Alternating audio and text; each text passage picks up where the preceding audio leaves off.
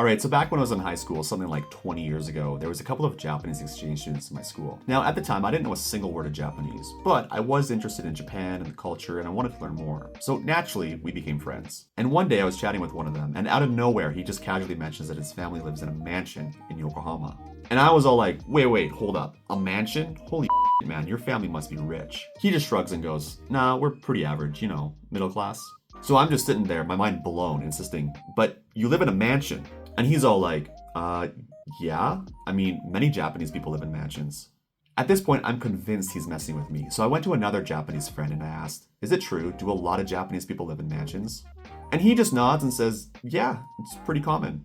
I was so confused, like what parallel universe is Japan? And it wasn't until years later when I actually started learning Japanese and went to Japan that I had the biggest aha moment. I was like, oh, manshan is the Japanese word for a multi-level apartment. It's not a rich person's home. So I guess my friends weren't trolling me, they were just directly translating a Japanese English word. And I don't blame them. I mean, the word sounds almost identical, but the meaning is different. And guess what? Japanese does this all the time.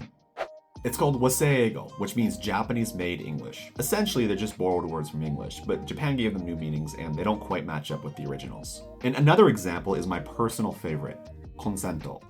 Sounds kind of like the word consent, right? Like asking permission for something. But in Japanese, it means electrical outlet.